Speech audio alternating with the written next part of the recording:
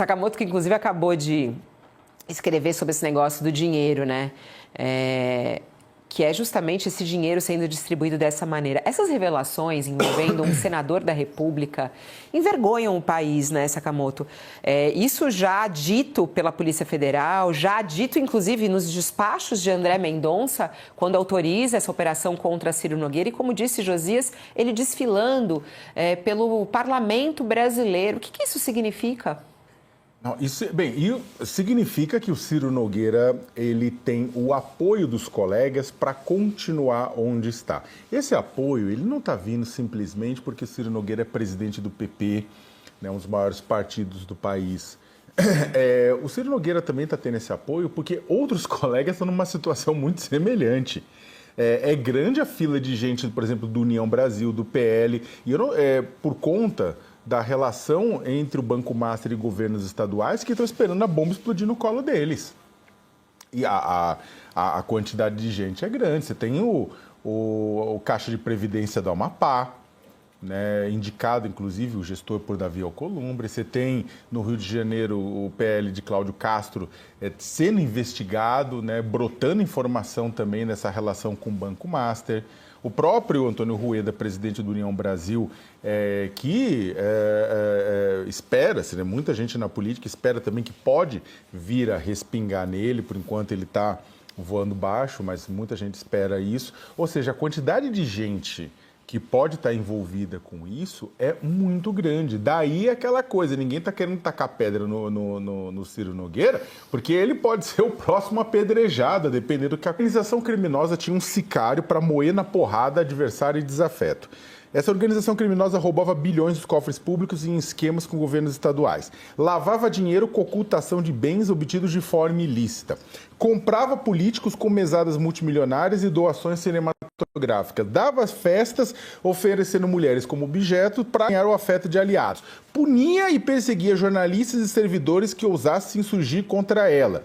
Tinha líderes que ostentavam o luxo para lá de cafona e se imbricavam em outras organizações criminosas através de fundos que era usado para lavar dinheiro para esconder bens. Aí você vai me falar, quem é? É o PCC? É o Comando Vermelho? É a família do Norte? Não, é a família Vorcaro.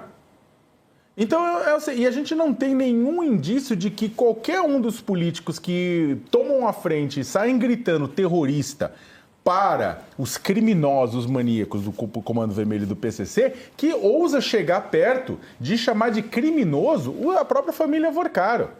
Por quê? Porque o pessoal está com um pezinho lá no meio, está com um pezinho nesse caso, está envolvido nesse caso.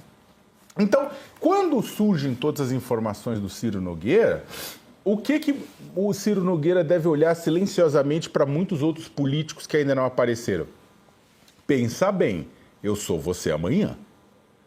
E esse é o grande problema. Muita gente ainda pode cair. Vorcaro, neste exato momento, está fazendo o quê? Está torcendo para ser resgatado.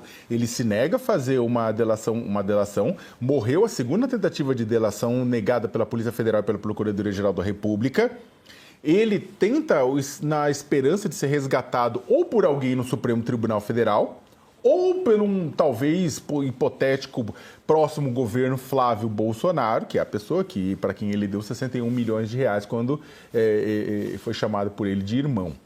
O que acontece é que, no meio disso, a segunda turma do Supremo deixou claro, falou, olha, o seu pai e seu primo vão continuar presos no meio disso tudo porque tem elementos para garantir que eles fiquem presos. Isso empurra a esperança de Vorcaro de ser solto muito para frente. E, neste momento, ele pode estar, inclusive, caminhando numa transferência que a Polícia Federal não quer que ele fique na carceragem, pode ser transferido de lá de volta para Papudinha. Inclusive no mesmo complexo onde o Bolsonaro ficou preso por um tempo. O fato é o seguinte, Fabiola, neste exato momento não se sabe quantos políticos foram comprados com dinheiro sujo de Daniel Vorcaro. Mas sim, Daniel Vorcaro comprou um rosário de políticos com dinheiro sujo. Dinheiro que veio desviado da aposentadoria de gari, de faxineiro, de enfermeiro, de policial, de professor. Dinheiro que veio ilegalmente através de maracutaias utilizando o Banco de Brasília, entre tantas outras formas. Comprou um monte de político. Vorcaro hoje não diz nada nessa esperança do que a gente falou. Enquanto isso, o celular de Vorcaro grita alto. Vorcaro tem aquela esperança de que os aliados venham em seu socorro. Eu tomaria só um cuidado, né? Por quê? Porque essa esperança pode se fechar na hora em que a Polícia Federal e a Procuradoria-Geral da República perderem a paciência. Eduardo Bolsonaro foi condenado ontem pela primeira turma do Supremo a 4 anos e 2 meses de cadeia em regime semiaberto por coação no curso do processo, artigo 344 do Código Penal. Saiu até barato, porque na verdade se trata de crime continuado, a pena poderia ser maior. Mas vá lá, ele não vai cumpri-la mesmo, né? Porque afinal de contas está foragido a essa altura nos Estados Unidos. E aí começou uma ladainha também em alguns setores da imprensa, o que é triste, né?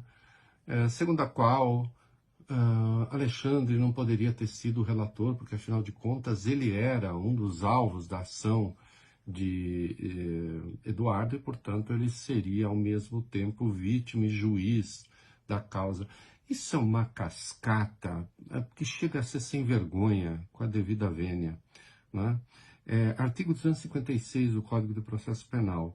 O réu não pode concorrer para tornar o juiz suspeito ou impedido.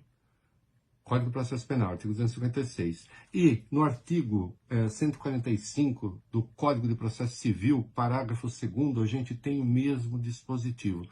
De resto, o Eduardo ameaçou todos os ministros. Então, todos seriam suspeitos. Ele não teria quem o julgasse. Aliás, ele ameaçou também o Procurador-Geral da República. O Lugonet deveria falar, infelizmente, nós do Ministério Público não podemos concordar com a investigação de Eduardo porque nós somos suspeitos. Gente, deveria haver um mínimo de decoro para fazer uma análise jurídica, não é?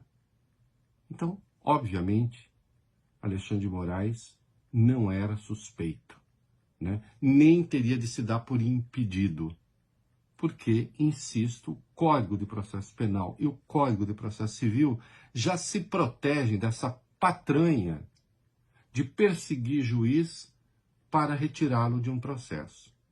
E de resto, há dezenas de vídeos de Eduardo ameaçando os ministros. Outra questão, até quando ele está inelegível? Vamos lá. A inelegibilidade decorre da condenação criminal depois do trânsito em julgado. Artigo 15, inciso 3 da Constituição. Então, artigo 15, é vedada a cassação de direitos políticos, exceto, inciso 3, quando há condenação criminal com trânsito em julgado. Não só isso, há a lei da ficha limpa. Né? A lei da ficha limpa, artigo 1º, inciso 1º, a linha E, né? Que mudou a lei complementar 64 de 1990. E, portanto, né, a inelegibilidade decorre da condenação criminal. Vamos lá. Em 2025, o Congresso estabeleceu um novo marco para a inelegibilidade. Ela começaria a partir da condenação. Porque na lei da ficha limpa, são 8 anos depois que encerra a pena. Aí os senhores congressistas mudaram em 2025. Começa logo depois da condenação. Se fosse como querem os parlamentares, como eles votaram, a inelegibilidade de Eduardo terminaria em 2034. Acontece que há uma ação direta de inconstitucionalidade contra essa mudança, já há 2 votos contrários à mudança e o julgamento está suspenso. Portanto, no momento, a inelegibilidade de Eduardo vai até 2038. Terminada a pena, mais 8 anos.